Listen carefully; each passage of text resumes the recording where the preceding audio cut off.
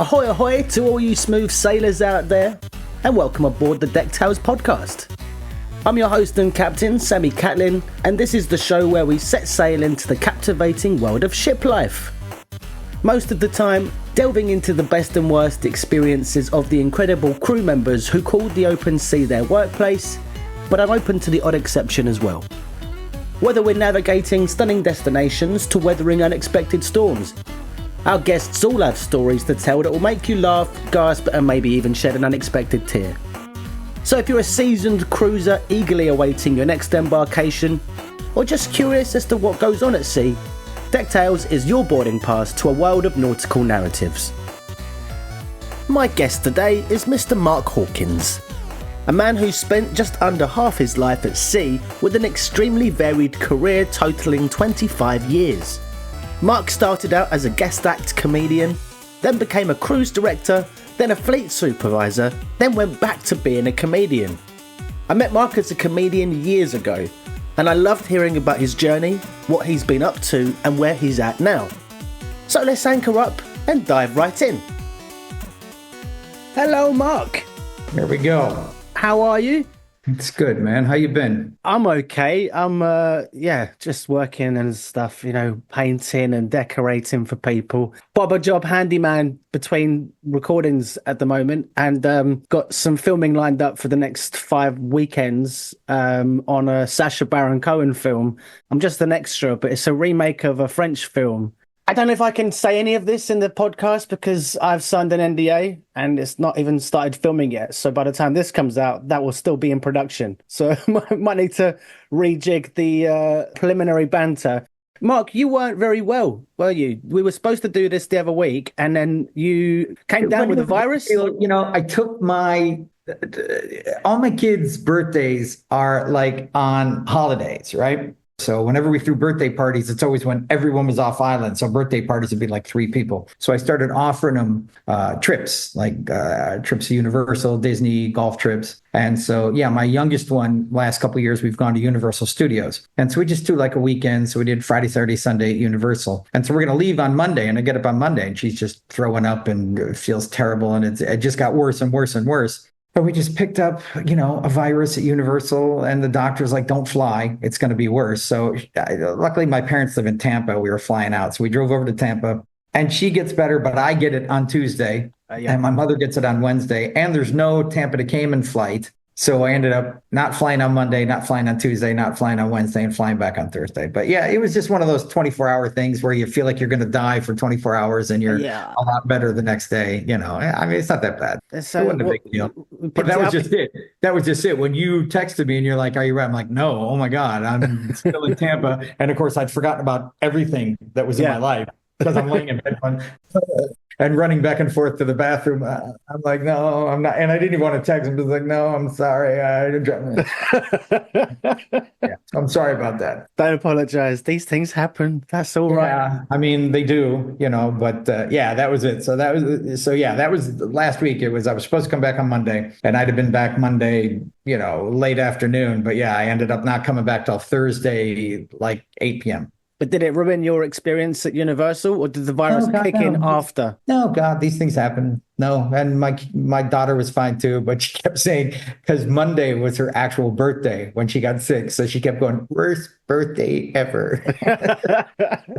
But she wasn't sick on any of the rides. It happened after, right? Literally happened on the way home. No, it was great. I love that stuff. You give me anything touristy. You give me rides and foods on sticks. And, I mean, you're in England, right? I think so. Yes. I like checking the weather. Yes, it's definitely. I mean, my wife's English and, my daughter who just came back was going to Millfield in Southern England. And I lived in Yeovil for 5 years. I like local feats. I like the Bath and Wells. Not too long ago, my wife and I were flying in and we were picking up my daughter from Millfield. If you don't know it, it's in Glastonbury. It's just a school. But we're driving back towards London and we just saw a sign that said, joust today. And I'm just the kind of guy that was just like, I'm talking to my wife. I'm like, joust. What is that? And my wife's like, no idea. So we literally just pull the car off. It can only mean one thing, Mark. Well, no, I get it. But I'm like, but what is going on? What's entailed? So we literally, and they have like one of those medieval villages set up. Yeah. with, giant thing and people doing bows and arrows and stuff. And they have a joust field set up where they announce it. One guy's in white and one guy's in black. And of course, the white guy wins. And it's not huge. There's only maybe 200-300 people there. Yay. And then right outside, they have a big field set up and they're reenacting some battle from English history. And we ended up staying for like 4 hours. I'm just saying, this is the kind of stuff. I love that. I love that. But it's quite atypical because that's the kind of thing Americans stereotype us for a lot of the time, that medieval culture. The jousting thing, it just reminds me of that Jim Carrey film, The Cable Guy, when he fights Matthew Broderick at medieval times. Which is terrible. Medieval times is terrible. And yet I've been like 6 times. Hurrah! It's hysterical. I mean, and by the way, that scene is so funny because Janine Garofalo is so funny in that scene where he's like, can I get a fork? There were no forks in medieval times. Therefore, there are no forks at medieval times. It's such an underrated film as well. I completely agree. Where's your wife from? Well, she was born in like Surrey. And she went to medical school in Nottingham. And when I met her on ships, she was living in Yeovil. So I actually, right when we were getting things going, I moved to Yeovil. So my first 2 kids were born at Yeovil Hospital. And then it was, we were doing kind of a half in America, half in England thing. And that just became a real pain in the neck. So we kind of decided we would move somewhere to get a green card, a place we could both work. And that's how we ended up in Grand Cayman. And the plan was to stay here temporarily, get the green card. And we got the green card and we kept pushing back our departure date. Like my wife got a better job and then she got a raise and then she moved from one medical place to another. And then we kind of got into some investments and then she opened up her own business. And so literally at one point we've been here like 10 years and we're just like, wow. We just decided to stay till the kids are out of school. Yeah. Don't disrupt them too much. Yeah. We've been Cayman like 18 years and we quite like it. It's very quiet. There's low crime, low unemployment. There's only, no joke, like 5 homeless and them all by name because they all have their little area where they work, and, no drug dealers on the corners, no guns. And so it's if you're living a family life, it's great. I think it'd be very difficult to be single here because if you go out, beers are $12 and, it'd be very expensive and it's a small town. Everybody. I think it'd be hard to be young and single going out, try to meet people. But if you're taking your kids to gymnastics and ballet and soccer and swimming, it's awesome and it's not overpriced. We golf a ton. All my kids are golfers. Is there a lot of cruise ship tourism still there? Yeah, midweek. So you get cruise ships on Monday, Tuesday, Wednesday, Thursday, and a little on Friday and nothing on the weekends. So the weekends are very quiet. Okay. But like on Monday, Tuesday, Wednesday, Thursday, you avoid downtown because the cruise ship people come off and downtown is packed. But the roads are a little step back, so you can just zip around and miss the cruise ships, and you can be out this way and miss them, and be out this way and you miss them, and so it's pretty easy to get around them. You get certain people that hate the cruise ships, and those are the people that work downtown. And it screws up their parking and driving and everything. And the rest of us are kind of ambivalent. The environmental people don't like it because they're like, oh, they're ruining the reefs. And then you get the cab drivers and the shop people. They're like, we love the cruise ships. And people that are taking their trades down there, selling their wares. Yeah. So it's just exactly what you think. And it's a constant fight between the people who want to get rid of them because it doesn't affect their business and the people who want the dock because they make more money the more cruise ships are there. Yeah, it's double-edged sword. There's actually a vote this year this is the first general public vote about building a dock. And they have to have a dock. The ships are too big. Yeah. The giant ships just can't get in there. So you're still in the industry in the capacity of comedian? Yeah, I was a comedian. Then I was a cruise director. Then I was a fleet supervisor. And now I've been back to comedian. But I've been comedian most of the time. I took cruise director just for a couple of reasons. It solved some personal problems. And then I stayed longer because I met my wife.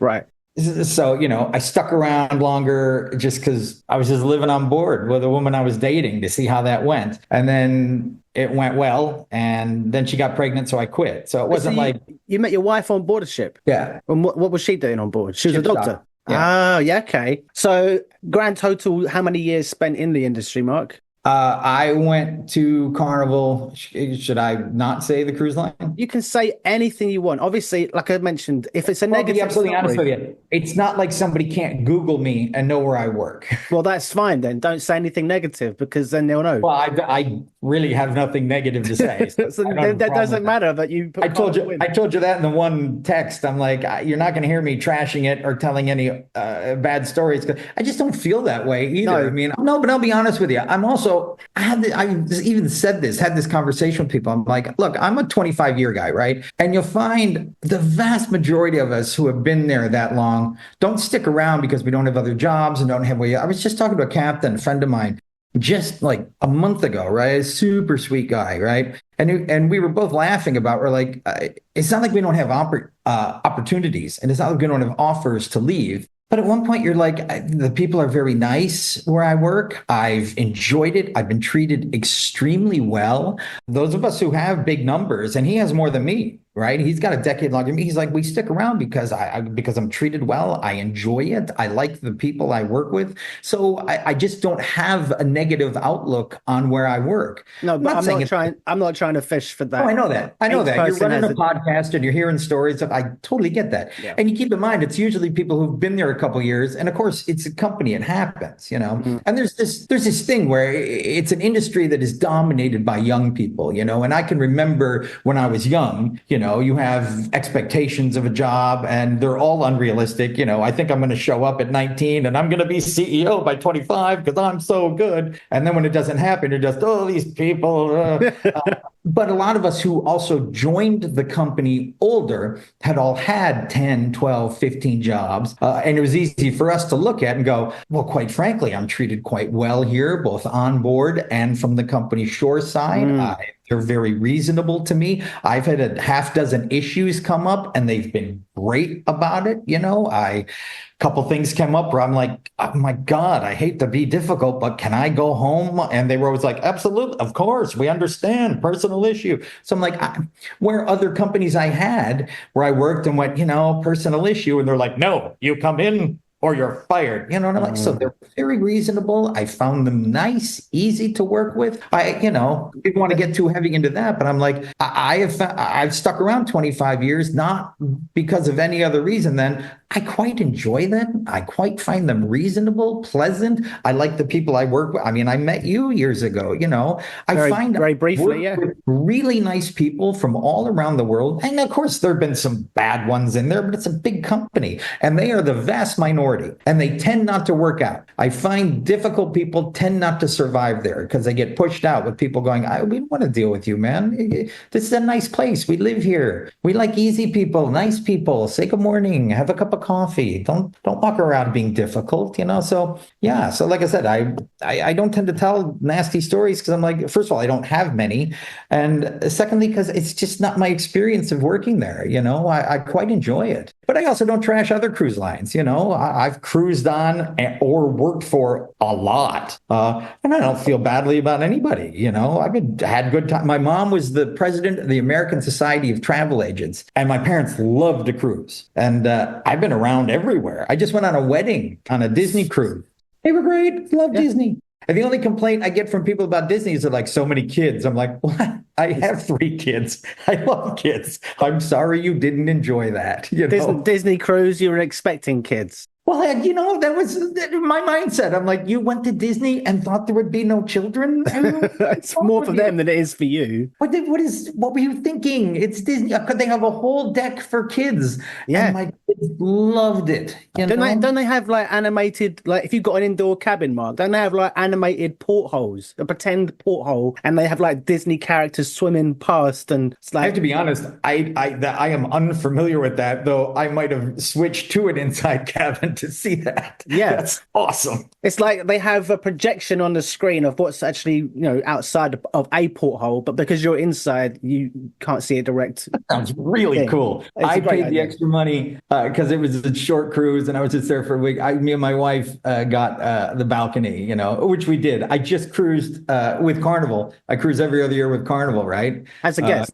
I worked there as a guest, yeah. And me and my wife got the balcony and got my kids the inside across the hall because they don't need the inside. They don't need No, they're just going in there to sleep, and then they've sorted like for entertainment throughout the day. I don't even think the balcony's a big deal, but my wife likes to have coffee in the morning on the balcony, and she likes to have a glass of wine in the evening. We go to bed early because, I work nights, right? So I like to be in bed when I'm not working at like 9. And so she likes to come in, we have a glass of wine on the balcony, and then we go to bed early. And I'm not a big partier. I don't go to shows. I don't, Yeah. So yeah, we'll eat the early dinner, do something, and we're in bed seriously by 9.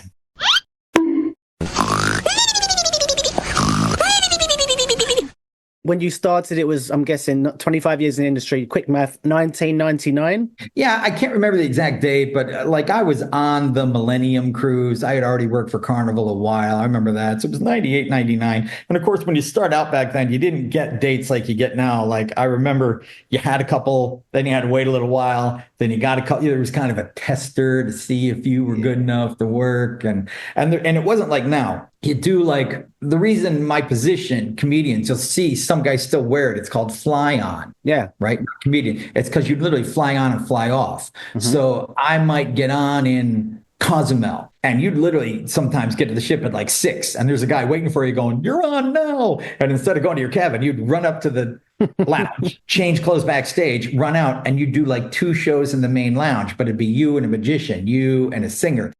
And then I'd run to the back lounge and do a late night show, 1 late night show. And that's it. Next day, the ship's in Playa del Carmen and I'd get off. I'd literally be on the ship for 24 hours. Jeez. That's so quick and that's turnaround. What they call fly on, because you'd fly on and fly off. Now, the guy who was in charge of the booking at that point was very good at it. And a lot of times, so there'd be 2 ships and you'd switch ships instead of flying. And so the only time you'd ever see a comic is if you were walking by, you'd be like, morning, Percy. That was it. It's like bus drivers just giving each other the honk as they pass the route. Yeah, because all we worked with back then, you never worked with another comic. You only worked with jugglers, hypnotists, magicians, singers. That's right. All you ever saw. So it wasn't for years, but suddenly you ran into other comics and went, oh, yeah, nice to meet you. Hey, I've heard about you, never seen you, Yeah. So it wasn't for a long time till I knew a bunch of these other guys. I knew a couple because, like I told you, I play golf. And so me and some jugglers and magicians, we'd play golf in Florida. I was living in Orlando at the time. And of course, they'd bring other comics over and I'd start meeting guys by playing golf in Orlando. Mm. Is there like a comedians union? You're not unionized. No. No way. Would that even work? About it because the old joke is well, anytime you demand I will only work for this amount of money, there's someone behind you going, of course, I'll work for less. Yeah, of course. It's like anything in show business. They're kind of like buzzing like flies around shit, just trying to get the pickings of what's left over. Oh, he's not going to say that line in that movie. I'll do it. What, I don't need a second invitation. Absolutely. And, and comics are, just like you, I'm not. I have no interest in movies or TV shows or anything, right? I like doing stand-up and I like working on my show and that's all I do. But my roommate for years does movies and commercials and stuff in Orlando. And by the way, it's not the movie I don't like. It's not the commercial I don't like. It's the endless auditions. I found immediately I hate the audition process. I found it humiliating and embarrassing and I don't like the way you're treated and I don't like, and everyone says, well, you should get back into it because it's all online now. I'm like, yeah, but now I don't care. Now I'm 55 and I have 3 children and I have my wife and I have a whole life outside of comedy. I probably would have done it at 25 if it was online. I understand why these young guys are doing it, but I didn't like showing up to the office at 9 and getting in there to audition at 2:30 and, going, thank you.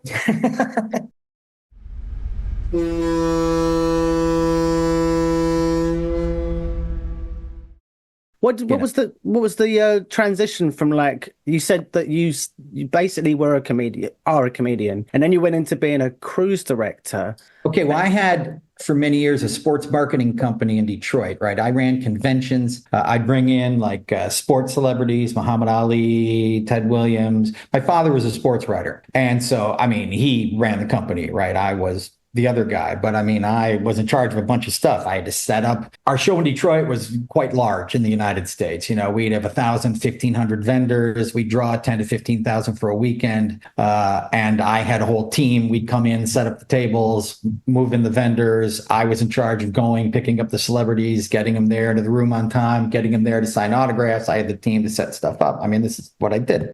And one of the guys from the office found out about that and came out to a ship and asked me if I wanted to be. They were trying to transition. They had always had social hosts who are now Fun Squad, is what they're called.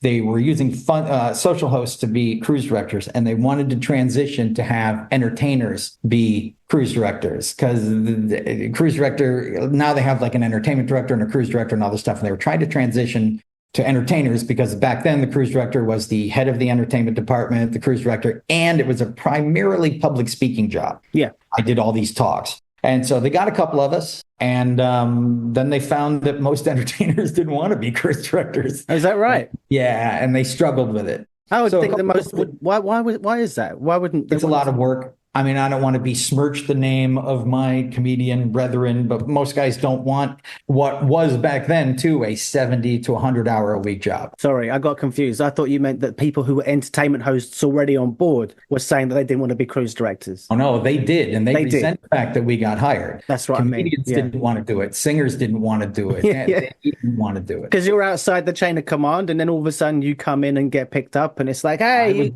I was viewed by many to have jumped the queue. Yeah.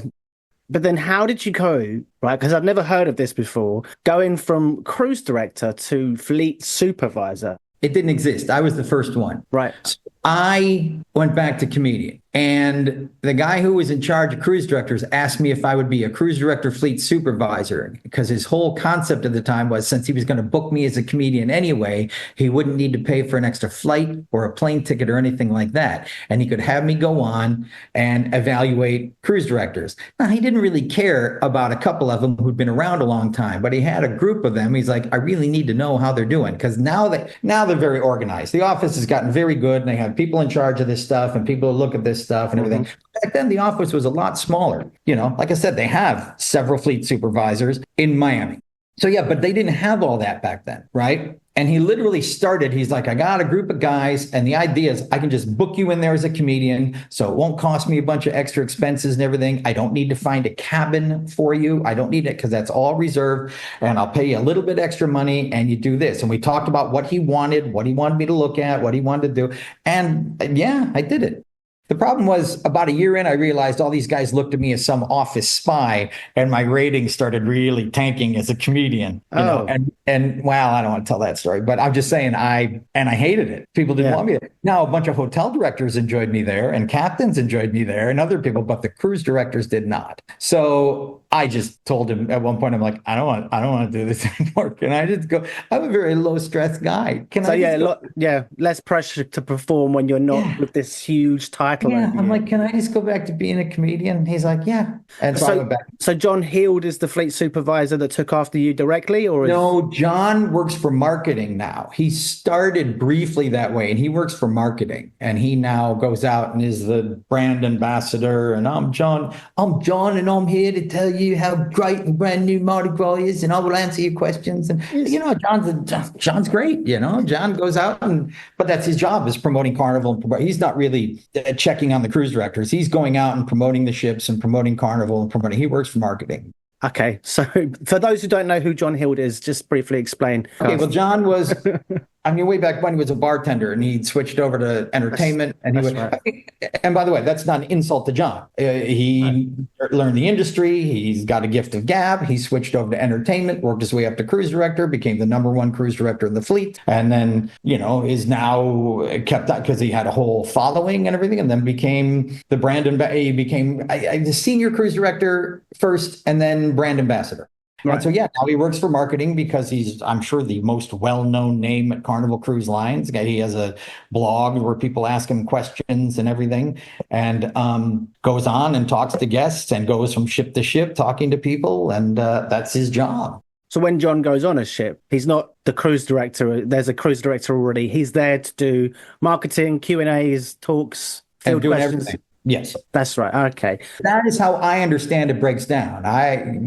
But how, so your role as a fleet supervisor differed Oh, from I was literally just evaluating the cruise director on the side. I was there for 48 hours. I talked to all the people. It was a very different yeah. thing I was asked to do. And like I said, I didn't enjoy it much and I passed it on. And now they have people much more qualified than I doing much more specific and detailed stuff. They stay for a week and do a lot more than I ever did.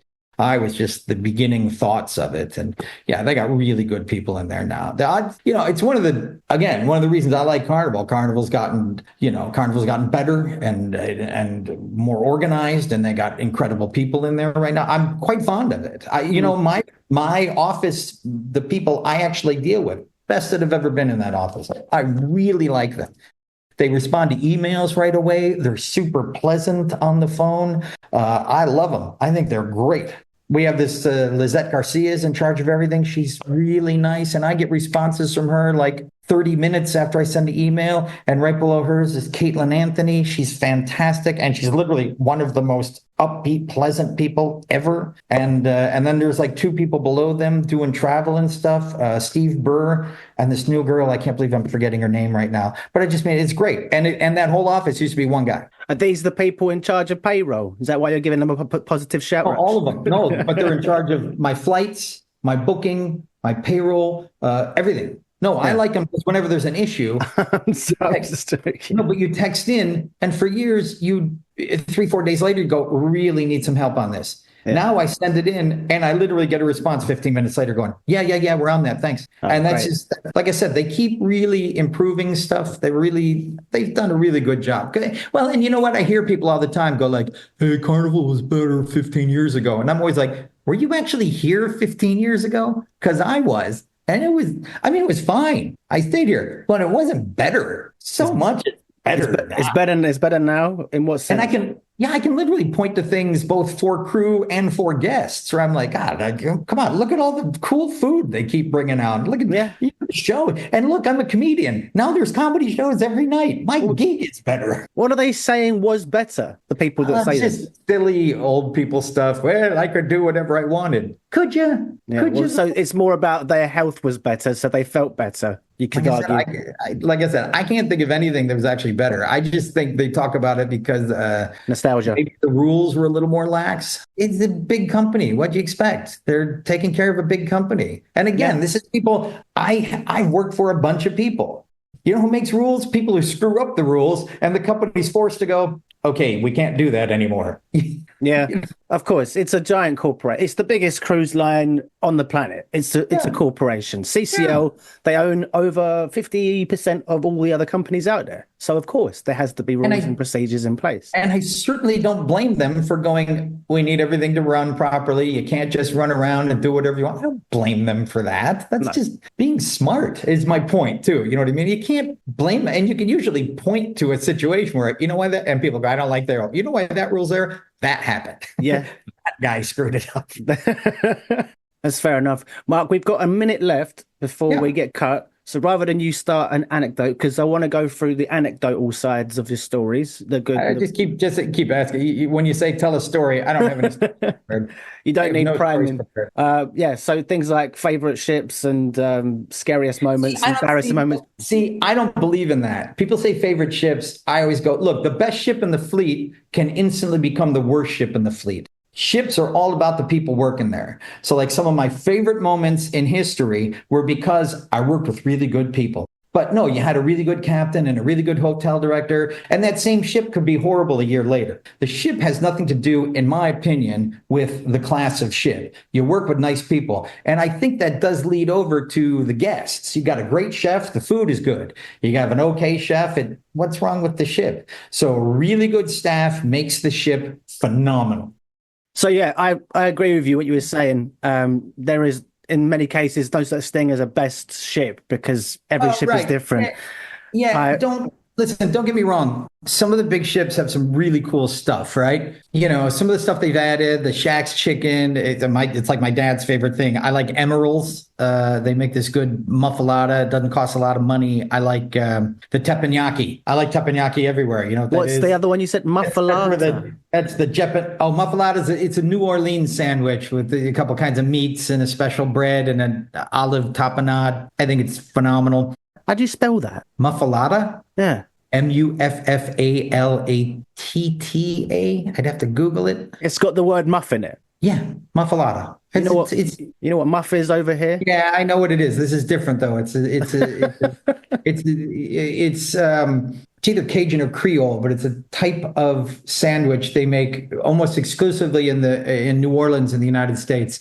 And then of course places will sell it outside the United States, but they never make it as well. But Emerald is from New Orleans, and so he makes French influenced stuff, and so they make a good one at Carnival. And teppanyaki is the Japanese where they make it at the table and throw this.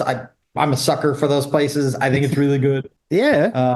Like I said, don't get me wrong. I like some of the stuff they're doing on the new ships, but I'm saying still, if you're going to the comedy show, it's still the comedy show. A good comic makes the difference. If you're going to the restaurant, the cool waiter and the nice chef is still the restaurant, Do they still have, for the comedy scene, do they still have the brick wall at the back? Yeah. The difference on the big ships, though, is they have a clean room and a dirty room. So if you go to the clean room, they'll have like the 6, 7, 8, 9 clean show, and that's the same show. And at the across the way, they'll have the dirty show. 7, 8, 9, 10 is the dirty show, or offset 7:30, 8:30, 9:30, 10:30. So you can go over here to the clean show, over here to the dirty show. So you just have piles of shows. But it's the same thing you'd see on a smaller ship. So it's just a matter of getting the good comic on the good ship. That's my only point. It is very dependent on the people you're seeing. When your steward is good, you're happy. When your waiter is good, you're happy. And it's the same for us. When you're working with fun people, it's a great ship. And when you're not working with great people, the ship's not so good. So people ask me all the time, what's your favorite ship? And I'm like, I don't know. There's things I like and things I don't. I just like working with nice people. What would you say is one of the coolest things? Like you said that there's new stuff out now that's better than obviously the stuff that used to be. Like I know that on some ships at NCL's fleet, they've got a 3-story outdoor go-kart track. Like what's the newest innovation that you've seen that's been like, oh wow, this is cool? A lot of that stuff, like the go-kart track and the rock climbing wall and surfing and stuff. That stuff looks great in ads. This is to me. Yeah. But you're not going to do it all week. No, you do it once, twice. It looks good. I'm a basics guy. I want good food. Yeah. I want a nice cabin and I want my steward good. I'm a traditionalist. You know what I mean? I want a nice waiter and a nice dinner, and I'm really easy that way. So I'm much more about a nice ship on a nice itinerary. I took my family had never been to Alaska, and I thought it was one of the greatest cruises of my life, So, like I said, I'm much more about itinerary on a nice ship than I am about, well, they put a go-kart. You're not like... No, don't get me wrong. I have kids. They love this stuff.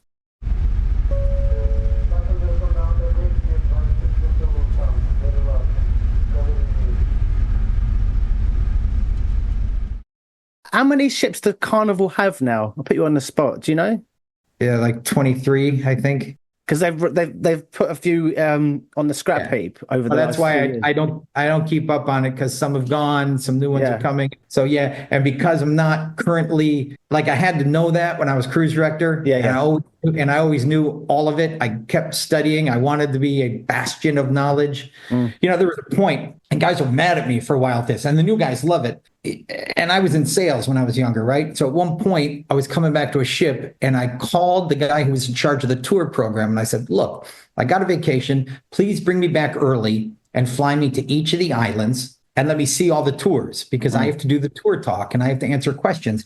And I don't like just reading it off a sheet. I don't know what I'm talking about. And he was like, you would be willing to do that? And I'm like, absolutely, as long as I'm not paying for it. Of course. And so he literally flew me in, and I went to whatever it was back then. I remember going to Aruba. I went to Dominica, which is still one of my all-time favorite islands that no one ever goes to.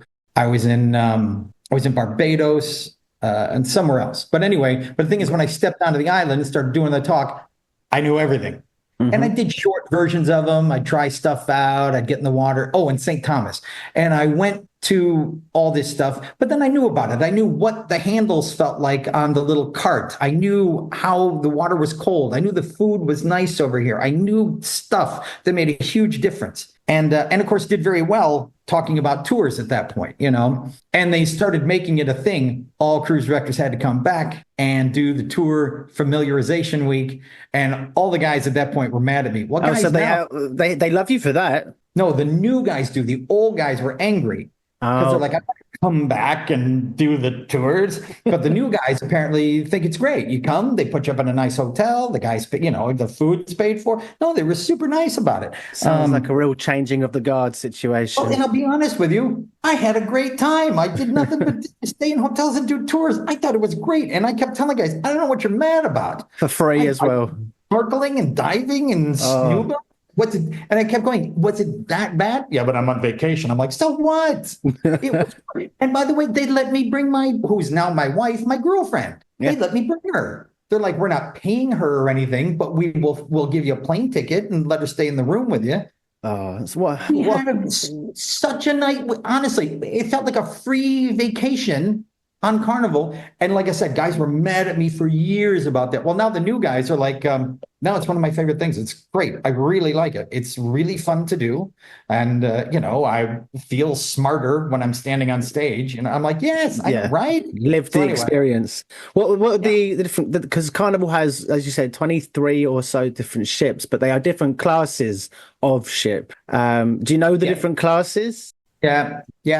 Which are you want me to name them? Okay, well, and it goes from the ground up. So I know there's still a fantasy class floating around because I was on the Elation or the Ecstasy, one of them a little while ago, and those would be tons of them. Like when you were saying we worked on the Paradise, that's a fantasy class. Yeah, and after the fantasy class was either the Spirit or the Destiny that came out next, and the Destiny class is still out in the form of the Sunrise and the Sunshine. Spirit class has still got the Spirit Legend, Miracle, and I'll think of it in a minute. Okay. The Spirit class, there was the the Conquest class. You got the Conquest, and then which technically is Conquest class, though they're slightly different. You have the Magic and the Dream, and then you have the XL class on the top, which are the new ones. You have the Luminosa class. You have the brand new one that's coming out. The XL includes the Mardi Gras and stuff.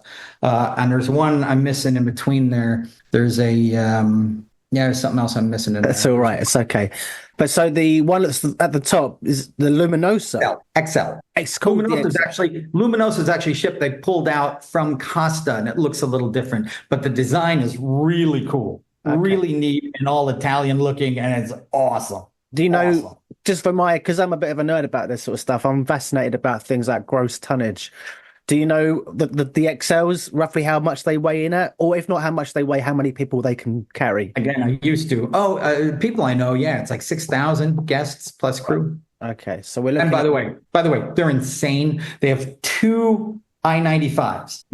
You'd need right them. on each side. But it makes it, and even like the front bow where the crew stay is a little bigger than the rest of the ship. So like I was on deck 6.5, which is between 2 decks. So you literally have to go across, up, over, and back down to your cabin. Takes you like 30 minutes to get from your cabin to the comedy club. It's insane. Makes me think of the film Being John Malkovich. But you're not a movie guy, so you don't get a reference. I'm older than you. Of course I know the movie. Oh, okay, fair enough. I'm 55. The Half Floor. You said you didn't like movies and shit, so I thought, okay. I love movies. Oh, so you do? Okay, I misheard you then. No, I said I didn't want to do them. Oh, you don't want to be in them, but you love them. I want to be in them. I like them.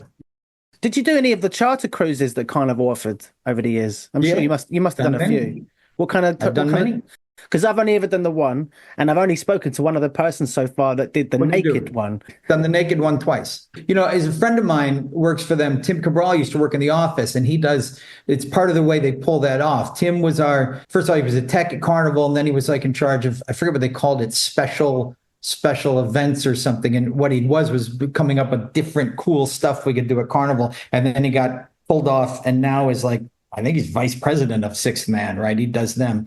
But because he knows the ships and he knows the logistics of ships and he knows to work with Carnival, he's the guy that literally comes up with, we're going to pull all the stuff in. We're going to move up here at 8. We can come back up and we can get it off at 10. He's the genius of them. And he's great. He's a super nice guy and I'm glad he's doing so well, right? But anyway, So yeah, I've been on for several. I was there for the Kathy Griffin cruise, who drew like 10 people. It was just but it was just a missed call.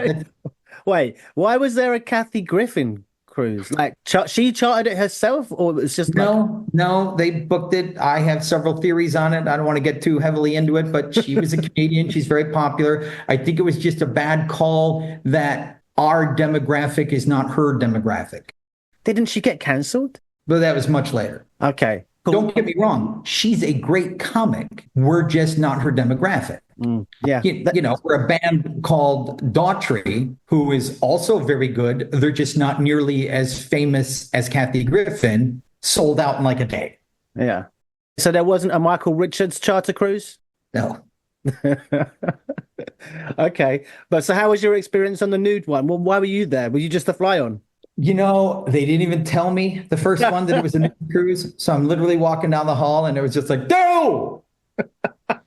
But having said that, I got to tell you, they're nice people. And if you don't make a big deal about it, they treat you great. They're a good audience. I had no issue with them at all. Yeah. Well, they don't strike me as the type of people to be particularly uptight. They're not. And the only thing they don't like is if you make a lot of jokes about them being naked. And so I literally went up in my suit and tie, never made a thing about it, just did my regular show, and they were great. And I honestly constantly got thanked for not making a bunch of naked jokes. Oh, okay. Well, yeah, it's not like if you made fun of them that they'd all be laughing because it's at all of their collective expense. Right? Yeah, whereas if it was a demographic or you're doing... But they literally went, thanks, we're just tired of it. Every time we come on and 3 out of the 4 comics come up and do 10 minutes on the fact that we're naked, and it's fine, we're just tired of it. Can you just do a show? And I'm like, what did my show? And I literally had a suit and tie and never did anything. I was going to say, did you embrace the spirit of the cruise? Well, yeah, I did, but I just thought, and I literally watched a comic do it, I'm going to get naked. And of course he didn't. Oh. And they never do. Wow. And the funny thing is, I thought about it because I would have no issue walking out naked. But the cruise director told me, bad idea. So I went, okay. So I literally just went in a suit and tie and never addressed it. You can't beat them, join them. But if the cruise director says no, then you best not. He's like, you can go down to like your underwear, but I'd rather you didn't get naked. I'm like, okay. So I literally just went in a suit tie, never made a comment on it. Fair just enough. acted like they had their clothes on. Well, so lead me into embarrassing scenarios, Mark. Do you have any of those that you're willing to share? Yeah, but they're not good. I have epilepsy and I've had seizures on stage and they're not good. Stuff like that. That's not the kind of embarrassing I'm after. It's not the kind of stuff where you're like, that's awesome. No, all my embarrassing stuff is horrible. I'm literally walking home covered in urine and it's horribly embarrassing, but it's not stuff where I want to go on and on about it. Wait, but yeah. Literally, every once in a while I have a seizure on the ship and it's never good. Oh, sorry to hear. I mean, that's how I ended up on cruise ships. Is that how you met your wife? She was tending one of the big ones. No. Well, so I just went to the doctor one day. I actually hurt my back. Is how I went down. I'm just trying to romantically figure out the scenario in which your wife was bandaging. The scenario, without getting too much into a syrupy story, is we were senior officers in meetings a lot. And on that particular ship, the now gone Old Jubilee, we were the only 2 that spoke English. So they were all Italian. So they'd hold the meetings in Italian. Oh. So literally I'd sit there like this and she'd sit there like this. And we would talk and pass notes because I don't know what's going on. Yeah. And I would give it about an hour and then I would go, all right, I'm going to go. And she'd go, you can't just go. And I'm like, yeah, watch me. And I'd go, Captain, I'm sorry. I don't feel good. I'm going to go. Right. And why would they keep you there if they knew you didn't speak Italian? Because it's the meeting. And and usually the chief engineer, and again, the captain was a nice man and everybody was cool. It wasn't an issue. But usually the chief engineer in English would go, no one has spoken English in an hour, Captain. The poor guy is losing his mind. And he go, no. I go, oh, it's okay. I gotta go. And I'd leave. And my wife would go, I'm going to go check on him. And she'd run out. It became a thing that I would literally set like a timer and go, I'm leaving then, And it became a joke on the ship that I would walk out of meetings. And the captain, like I said, to his credit, had a real sense of humor about it. And the hotel director I don't want to say who he is, but he did not. He was not my best friend, but everybody else did. The chief engineer did, staff chief engineer. They were all super funny about it. And they all picked up quickly that me and the doctor started dating, right? Which we were keeping quiet. But they picked up on it immediately. Yeah. That we were dating. So they were stirring the gossip. Just to add on to the charter cruises, Mark. So there was the naked. I did an Indian cruise. It was all like Americans of Indian descent, and that was out of L.A. Where it was for what's it called? Diwali. Diwali. Yeah, Diwali. Yeah. So they have Festival of Lights. The colorful stuff. Yeah. So they were all on there, and that was fun. It was all just parents and their kids, and they threw stuff around. And we brought on, no, we have a lot of Indian chefs, but that particular ship we didn't. So they brought on 3 Indian chefs to cook. I bet that was awesome. Phenomenal.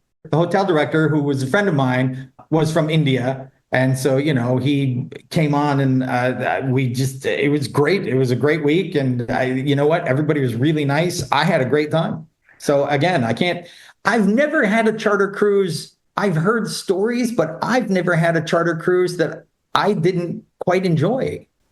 There's all kinds of them. And I know that you've obviously done so many ships. My mother used to run them. I told you I had that sports marketing business where we would pay baseball players to come. Well, my mother had this travel agency, so she came up with the idea, and she ended up selling this years ago. She would pay soap opera stars to come hang out and sign autographs and take photos, and then book the charter cruise. And she ran that for 7-8 years, and then gave it a name and sold the business. But she ran charter cruises when I was like in high school. So this is 30 years ago and stuff. It was a family business. Her partner, she literally just took my dad's business model, put it on cruises, and did it. And they did it for 6, 7, 8 years, and then sold that business.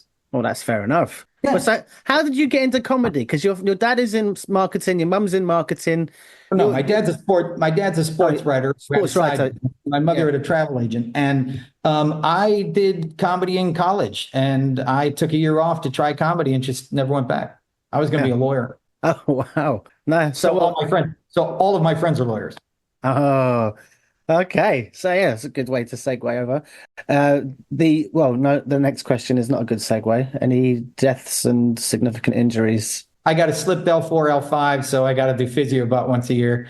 And I have epilepsy, but neither from ships. Oh, okay. So you never had any issues on board whilst at sea? I got COVID. Well, when you were stuck on board a ship during the whole lockdown? Yeah. How was that for you? No, I've heard all these stories, right? And I can verify that some of the info is true. Yeah. Right? I got locked in a cabin and everything. Well, I didn't think it was that bad. The food they came and they walked me down, and I got put in a guest cabin, right? And food was nice. They brought me all I eat. I asked a guy at one point, I'm like, can I get coffee? Right? And even when I'm there, he's in like a suit. I'm like, can I? And you know what? For every meal after that, pot of coffee with 3 cups. I could call down and request things. A friend of mine who was working there, a comic, called me after lunch every day. We chat for like an hour. I didn't think it was that bad. I was like, what are they supposed to do? It was COVID, and luckily I travel what I call heavy, which means I bring like a hard drive with some movies. I always bring like a spare book or 2. I bring some juggling balls. So I wasn't in there just going, Yeah, I sat there, kept myself quite busy, and the cabin was a nice porthole cabin. And like I said, the food, they brought me far more food than I can possibly eat. And it was clever. Like I said, it was a nice meal, breakfast, lunch, and dinner. And I thought they were fine. I've heard people going, it was horrible, and they locked me in a cabin. I'm like, yeah, I was locked in a cabin. But it's not like they locked the door. I could have opened the door and walked out, How long did this go on for? I don't remember, week, 10 days. I don't know. Oh, so in comparison I've had like 7 quarantines because, like I said, my daughter was in England going to school. So every time she came back to Cayman, I'd have to quarantine. And the early ones were 14 days. The later ones were 10. The last ones were weeks. I've had a bunch of quarantines. I got quite good at it. You had all your shots, all your vaccinations. Yeah. Yeah. No long COVID, no side effects. No, I got a friend who got long COVID, and he's still struggling with it. He got popcorn lung and all that, and he has a hard time working an 8-hour day. He's got to take a nap in the afternoon and stuff. One of my close friends, like I said, from college, got long COVID and was in the hospital for several months and was sick for months after that. And so, I mean, he's one of my very best friends. And I can attest that there are people that got it bad, no one in my family, but one of my closest friends. And like I said, still years later, feeling the effects. It may never go I'm just away. saying that I can attest that it wasn't a myth. It wasn't a conspiracy. It was a thing.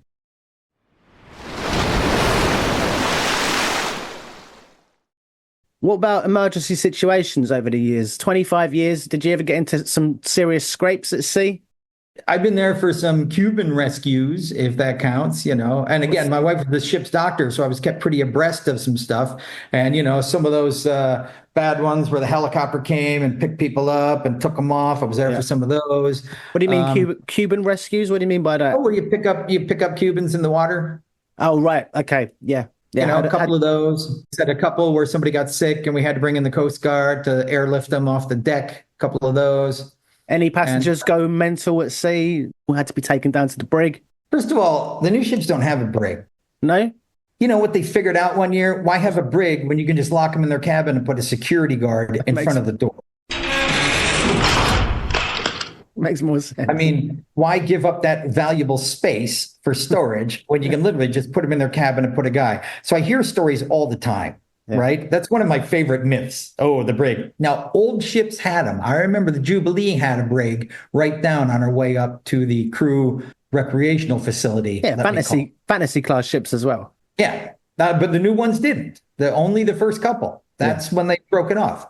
But that's one of my favorites. And the other one is they don't kick people off with the Coast Guard. They don't bring a helicopter. There's a couple of those good stories where something happened so bad that they had to bring a helicopter in and take the guy off. Another thing that doesn't happen. Right.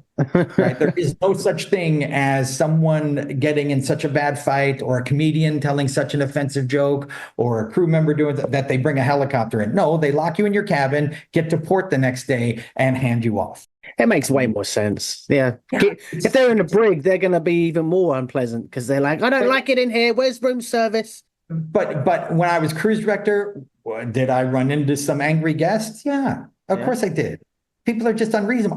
But I saw unreasonable people at Universal last week that do the same thing. I saw people. I'm just saying, yeah. And so it's not really something that is locked into my memory. I was quite good at blowing it off and not thinking too much about it. My first year, I struggled with it. But after that, then it just would go one ear and out the other. And I was quite good. Actually, I got to be honest. There was a guy who was my assistant who became cruise director who was phenomenal at it.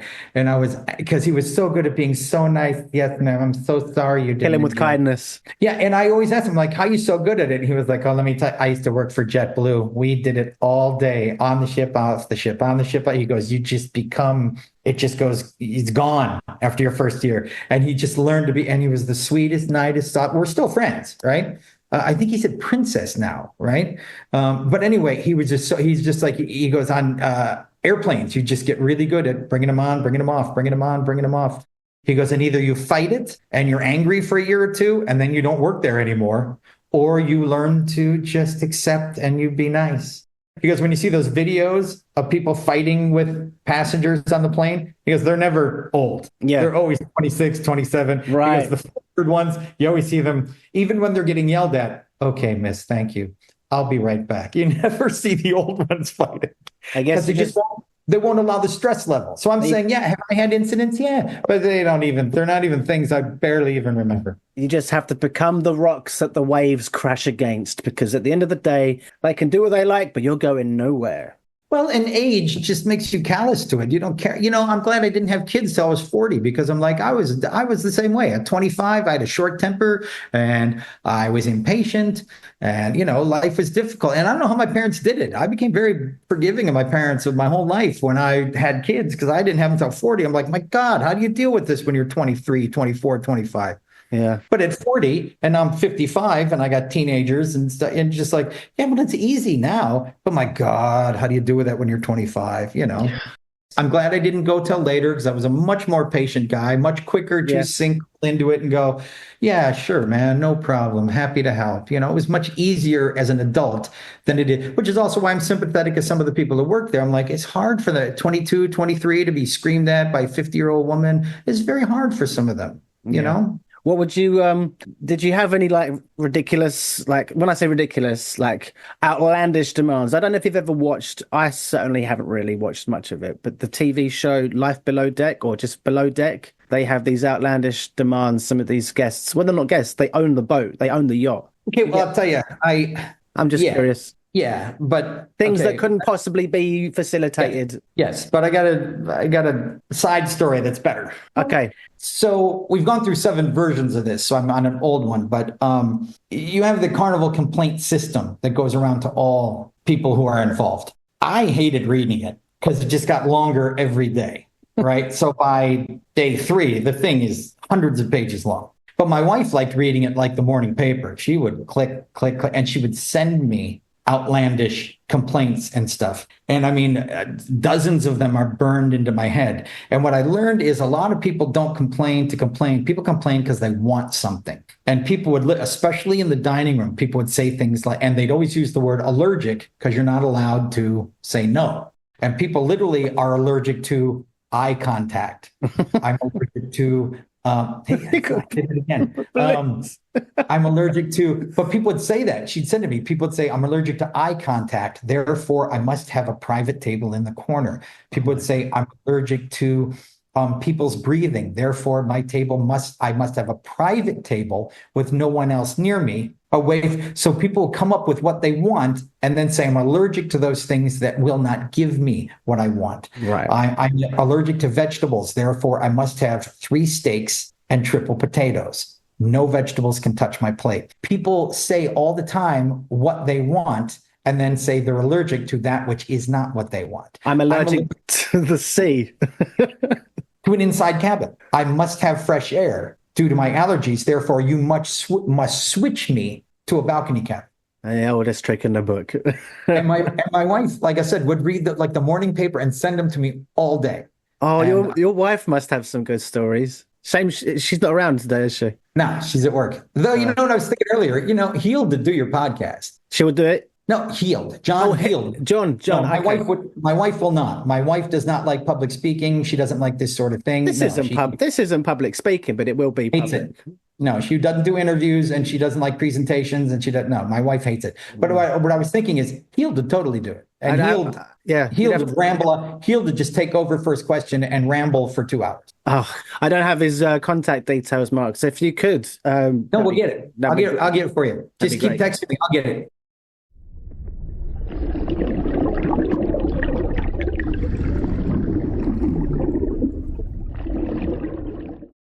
Have you gotten anybody who lived on during COVID? Well, my ex-girlfriend, Rachel, she was in lockdown. She basically couldn't leave her cabin for about a month. Yeah. That was the hardest one. But I read a few stories. And the last guy I interviewed of season 1, he was a receptionist for Carnival. And he's now working as a cabin steward for... And he's done 2 9-month contracts, which, I caught him off the back of the second. So in 18 months, he's been cleaning cabins and stuff. And I said to him, have you ever knocked on the door, housekeeping, opened the door because there's no answer, and found guests in compromising situations? And he said, well, put it this way. In 2 9-month contracts, I've opened the door and I found on 10 different occasions a dead body in there. And I was like, shit, that's an alarming stat, right? I was not fishing for that, but out of those 10, what were the cause of deaths? And he said 3 of them were crew suicides, and the rest were just obese or whatever. So you know who has the worst of that? Because I worked there before cruise ships and is really good at keeping it quiet. Do you know what industry has the highest suicide rate? Teachers, casinos.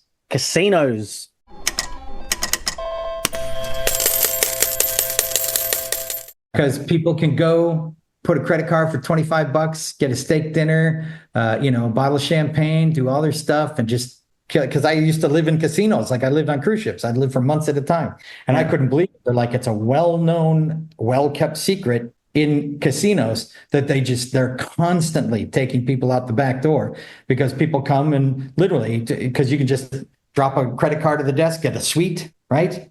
For one last suite, dinner, alcohol, everything you want for your last night. So they're like checking off the last thing on the bucket list, and then they feel fulfilled, or they just lost all their money. There could be many, many different factors. Many reasons. I didn't know that. That's interesting. Well, yeah. I wouldn't know what the numbers are on ships, and I wouldn't speculate on them, but they'd never be public. They'd never be public record. Well, that's the thing. But casinos are they're like, we desperately keep it quiet, keep it quiet, keep it. Because I worked at casinos before I came here, and I remember the casino manager telling me, because the first time I encountered an incident, and they were like, happens all the time here. We're the number one place people go. Well, I don't want to talk about anything that might jeopardize Carnival or, your career, your things. So let's steer clear of those types of things. And that includes asking you questions about environmental practices being broken. Have you ever had the show? Have you ever had the show from hell?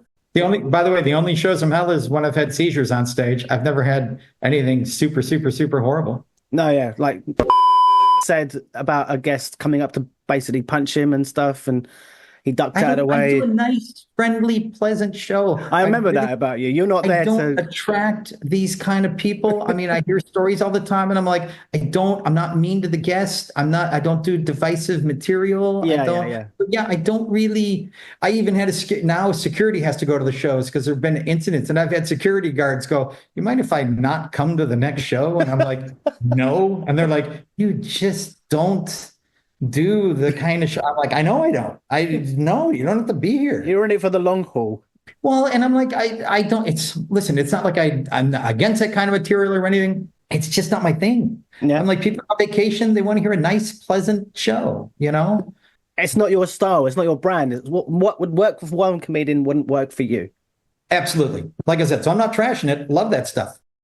Well, I wanted to ask a couple more questions. One being, Mark, why did you start Ships? Was there a definitive reason you needed the escapism, or was it just a natural progression from the comedy that you started doing in high school or college? Well, first of all, it's a legitimate gig for comics, but back then, not many guys did it, right? And so, it was definitely epilepsy, having issues, got fired from several gigs. I owed money, right? I hit a guy on a motorcycle, owed money. Broke up with a girlfriend, wanted to get out of town for a little while.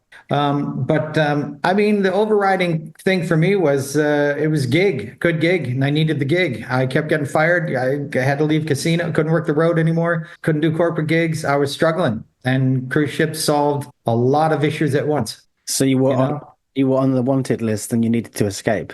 Kind of, but I mean, it was a good gig that ticked all my boxes. I mean, I wanted to be there. Where a lot of guys are trying to get out and they're like, I'll do it for a little while. I'm like, this is a really good gig for me. Yeah. And I loved it right away. I thought it was great. What was some of the best, or some of the most memorable material that you can think of? Material is just material for me. But I did like for cruise ships, comics, we generally work nightclubs. So you're doing all adult. I liked that I had to start working in front of kids. And if you remember, I started doing that ukulele stuff that I do, where I bring the people on stage, and I went through several phases of what I was trying to work on for a family show. When I stumbled into that, I became very happy because I liked doing it. I liked the concept of it. I liked that it wasn't what everyone else was doing. So, I'm happy with what I'm doing material-wise at the Late Show because it's mine and it's original and I like the way it's going. But I like the ukulele stuff just because it's different and interesting and kid-friendly, where I think a lot of people's family shows are not.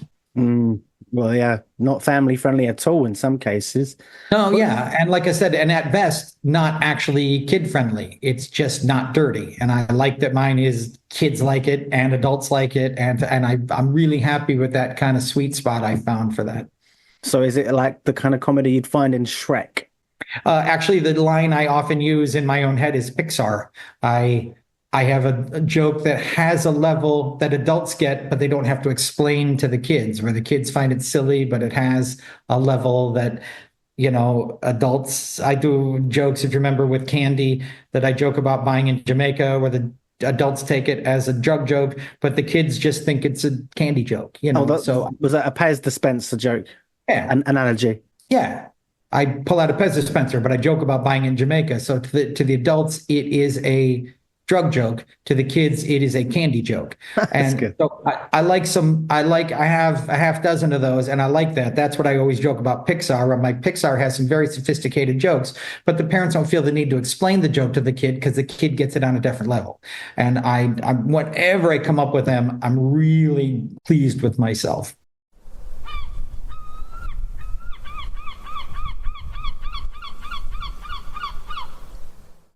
Was there ever like a silliest question that sticks out for you from a guest?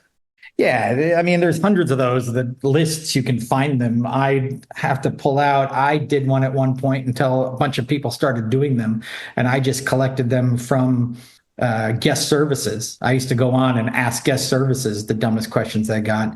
The best one I can remember is the guest was requesting a fan because the ocean was too loud for their cabin, and they wanted a fan to cover up the sound of, I got two, to cover up the sound of the ocean. And the guy went up there, and they had propped open the door of their balcony. And so he closed the door, and the guy was like, "Oh my God, I can't hear it." He's like, the other one was a guy, this one, because I don't know why, I've always remember this. A casino manager called me, and he was dumbfounded. He goes, "I just wanted you to witness this." And I'm like, okay. And this woman was very angry because whenever she goes to Atlantic City, she gets 5 quarters for $1, right? So she can get change and get $1.25 for her dollar. And he's like, that's just not a thing. Now they may be running a special that week where we'll give you $15 for 10. That's very common in casinos to hand you out free money to get you to show up. And they'll do it like, come in at 10, we'll do it. Come back at 2, and they do it to just keep you around the casino because you're going to gamble more than $10. Yeah. But he's like, but you can't just walk in and we hand you free money. Mm-hmm. But she's very insistent. He goes, "I just wanted you to witness this." And he goes, "Fine, ma'am, I will give you 5 quarters for $1. And I'm expecting her to pull out $100, right? $1. And he goes, and when she leaves, he goes, "The minute I realized she only actually wanted $1, he goes, I'm just giving it to her from my pocket." He goes, "But I wanted to see that you and I would instantly go $1, 2, 3, 4, $500, right?" Nope, $1. I was just like, oh. And I'm like, all of this for that? He goes, "Yeah, and she only wanted a quarter." It's like, I'd have just handed her the quarter just to get rid of her. 100%. That's so petty. I heard about one couple who, at the end of their cruise mark, they went up to the reception desk to basically be refunded on their gratuities because they tipped too much of their own money during the cruise. I had a woman one night, so on the Spirit class, and so the cruise director cabin's on deck 8. You walk across deck 8 and we're in the front on the one side, right? And I'm walking back, and this woman grabs me, and I'm tired and I'm grouchy, and it's late. It's like 11:30 p.m. I just want to go to bed. Way past your bedtime. Yeah, And she grabs me, and she's like, "I'm looking for my steward." And I'm like, "Ma'am, can I help you?" "Yeah, I want my steward." And I'm like, I think your steward's in bed, but I can get you anything. You want towels? You need service? People are on duty. I can get you whatever you. "No, I want my steward." And I'm like, "Well, he's in bed." And she pitches a fit. She goes, "I wish they told me that." I go, "Wish they told you what?" "That the stewards go to bed." I'm like, "They do. They eat as well." And then she got mad at me for saying such a silly thing, like they eat as well. She's like, "Nowhere does it say my steward." She goes, "It said 24-hour service." I'm like, "Well, we do have 24-hour service. But the one steward is not always. Your steward is not standing here for 24 hours. The man is human. And he works a shift, and he eats lunch, and he works a shift, and he eats dinner, and he goes to bed. There are other people, come on." Nope. Took his gratuities off and everything because he wasn't there 24 hours for her. And she was angry and yelling at me about the fact that her steward was not there 24 hours when the brochure clearly said 24 hours. And I'm like, you really thought for 7 days this poor guy was going to stand there 24 hours a day? Yeah, read the fine print. She did. Yeah. That is next level unbelievable, Mark. Thank you for that. There's just people, man. Again, I've learned to just go, whatever. This is just an unreasonable, difficult human being. There is no making her happy. She's being ridiculous. No human would say that. unless there's something wrong. So I don't let them get to me. And to be fair, they are a very small percentage, 99%. And that's one of the things I always kept reiterating. And I believe 99% are just nice people on vacation. It's a teeny tiny percent. That's why a lot of times when I hear the story stuff, I'm like, there's such a small percentage, and I see them everywhere. Like I said, I saw bunches of them being ridiculous just this last week at Universal. And I didn't step in. Actually, I did step in for one kid because we were getting on a roller coaster. And when you get on the front, the sign clearly said, wait time, 60 minutes. And the guy got to the front and was this poor little kid. And my daughter was talking to him because his little badge. She's like, oh, what's the pin? He's like, that is my 1-year pin. The kid's like 20. And this guy my age is yelling at him going, I've been waiting in line for an hour. And in my mind, I'm like, the sign said would. As advertised. Sign at the front said an hour, and now you're yelling at him because you waited an hour. I mean, why are you belittling this poor guy who's literally standing there going, yes, sir, I completely understand, sir. It is a long time to wait. And I'm like, it said you would wait an hour. My 9-year-old is fine and excited. And I told him, I'm like, there's nothing you can do with that guy. Do not let it ruin your day, bro. That guy is being ridiculous and unfair, and do not even let that enter your brain and register. The sign said an hour. He waited an hour, and he's yelling at you because he did exactly what the sign said he would do. This is an unreasonable human you are dealing. So like I said, I try not to even let it register. Because I'm like, that is an unreasonable, difficult person, and there was no making him happy. It's a very healthy mindset to have, Mark. Very healthy. I think it's true. But again, I just saw it 3 days ago at Universal Studios. I'm like, I literally was watching going, why are you yelling at this poor kid who's all proud of his 1-year pin? He's proud of working there, happy to work there. Now, why are you ruining his day, man? All he's doing is putting people in the ride, getting them down, and being super outgoing and nice about it. Thanks, enjoy your ride. This kid's awesome. And you know what I mean? And this guy's got to belittle him for no other reason than he can. Yeah. Like I said, these people drive me nuts. But like I said, I try not to get caught. Me and my wife joke about it all the time going, some people just determined to have a bad time. Well, that's it. Some people go on a cruise to sightsee. Some go for food, entertainment, enjoyment, music. Some go to complain. Yeah, man. Absolutely. Some people just looking for things to complain. And I don't know if it's they think they're going to get something or the enjoyment of it. I have no idea. But you know what? I find I relax on vacation and enjoy myself. And I'm pretty sympathetic that not everything's ever going to go perfect. And you know what? I find I'm pleasantly surprised all the time. Well, let's not focus on them any more than we need to, because that's. I'm just saying. I'm just saying it's a legitimate question. I'm just saying that's my feeling on it. That's my response to it. No, it's a good question. Yeah. Everyone's got different ones, and the list is not finite. It's ever growing. Did you have any nicknames at sea that you can? No. Okay. That's a thing that's come around where they give people funny nicknames. I'm not a strong believer in it. I'm like, just give me your name. I don't have a stage name either. My name is my name. It's my name on stage. Now, sometimes you got a terrible name. I can say this because he doesn't work there anymore. There's a very good friend of mine who I'm still in touch with, and his real name, cruise director, his name is Brett Glasscock.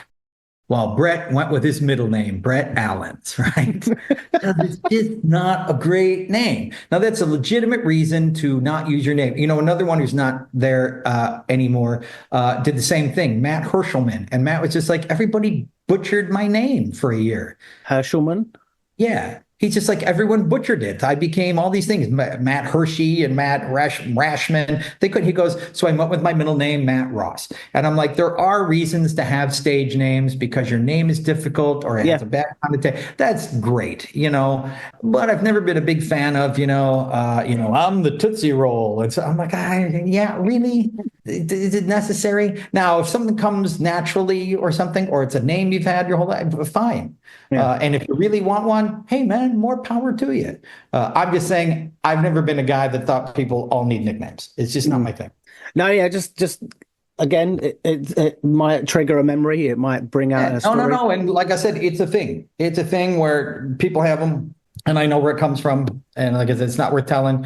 And people believe it. And people think it's important for name recognition. And I'm just the guy that goes, I don't think it's necessary. And I don't think, it's important. But having said that, you want one? Hey, man, why not? Why not? Hey, man, whatever makes you feel good. It's entertainment, right? With the excursions you did over the years, any particular excursions that were the best ever or didn't quite go to plan? No, I'll be honest with you. First of all, okay, I cook and stuff. I'm a big foodie. I found I was always like to tour better if the food was good. Sure. And I'm saying that because I really like Cozumel and Belize and down there. I just like the food. They make stewed chicken in Belize. It's spectacular. Hey, I'm a sucker for the easy stuff like tacos and quesadillas and stuff in Mexico. I don't know why, even all the way up into like Progresso. And so I love it. Right. I don't even need a massive buffet, but just something about it. When I got a little snack, you know what I mean? I found I liked the tour better. You know what I mean? And I'd take my wife on tours all the time because she couldn't get off much. You know, she's a ship's doctor. So if the ship's at tender, she can't get off. If we're at a home port, she can't get off. So only certain tours we did. And I would research it. And I always took the tours with food, even though, you know, they would treat me nice, but I'd pay for tours, you know. And I would book my department on tours all the time and always picked a tour with food because I just thought they were better. I just liked it. And I always came back having enjoyed it more, as opposed to I came back starving and running up to Lido Deck to get a snack. It's just something about it I like better. Did you get to bring a doggy bag back for your wife? I brought her food all the time. Yeah. Okay. Yeah. I would, you know, in Cayman, I didn't get off. We weren't like people who worshiped Cayman or anything, but I would get off in Cayman and go to this Irish restaurant and bring us both because I wouldn't go out much, but I'd go to this place and I would get myself bangers and mash and her like shepherd's pie. And so I'd go all the time. Yeah. I would go out and get us food all the time. And home ports, I would get us food all the time. In New York, I'd get us deli sandwiches. And in Baltimore, there was this Italian place in the old port. And I'd go get us like big sausage subs and meatball subs. And so, yeah, again, I'm all about the food, man. Oh, Mark, I've only had a bowl of Cheerios today. You're making me hungry, man. Dude, again, that's why I told you I made stuff before we came back on. I'm marinating chicken for dinner and made a yogurt sauce for the day. I love eating, man. Yeah, no, I think Tuesday night's my Chinese takeaway night. So I'm going to get something. They do an amazing curry sauce. We used to only go out once a month, but during COVID, everyone was trying to be real supportive of the local businesses. So we started doing carry out every Friday night, and we've kept that on. You know, a funny thing, just because it's a funny side story. So COVID beat up the islands bad, right? Yeah. And they locked down Cayman, no flights in or out, nothing. But as a result, we didn't get COVID for like almost 2 years. Zero COVID in Cayman. And as a result, a couple months in, they just had this rule. Now they're attracting businesses and stuff going, now you got to do the quarantine for 2 weeks. But then you can do your business and walk around with no masks or anything. Well, a bunch of movie companies came because they liked the fact that they could film without the masks. Like you heard a bunch of audio and stuff of guys wearing masks on set and arguing about it. Well, they didn't have to here. So Nicolas Cage took over the Ritz-Carlton and filmed 2 movies here. Ron Perlman was in the Marriott, Zoe Saldana, a whole bunch of actors and film crews. And as a result, our hotels were full. Our restaurants were mobbed every night with actors and these massive film crews. My wife's business was packed, and she used to joke. She's like, all these movie people are on 15 drugs and need all their prescriptions refilled. And so she's like, all day, every day, she's packed with people who, I need this and this and this and that. She's like, all right, okay. So yeah, Cayman was one of the only islands where virtually nothing shut down. Amazing. Couple of the tour companies struggled because not a lot of people take in catamarans and stuff, right? But the hotels, the restaurants, a bunch of the stores, stuff like that, all did great. So right after COVID, we were one of the only islands where everything was open again. What's this whole rumor, or not even rumor, like, is there much truth to the myth of Grand Cayman being a great place for like offshore bank accounts? Okay, so once upon a time, we were it. And then, so that was totally a thing. But I don't know how long ago, before I came, so let's say the 90s, they got tired of being rumored to be a place where mobsters and stuff were hiding the money. And I don't know if they were or weren't, but they got tired of that. So they started making it very, very difficult to open a bank account. You had to be here. You had to show income. Now, a whole bunch of businesses have opened up offices here. So they can. So there are a bunch of companies doing offshore banking here, but they have offices here. Now, I don't know if they're fake offices and they have offices with, like you see in the movies, where there's one person running a phone for 10 companies. I don't know. But you can't just open an offshore account here without having a legitimate reason to do it. All of the stuff you're talking about has moved to the other side of the Caribbean. All right. All these guys, like, I don't know, coke dealers and stuff, all that stuff has moved away.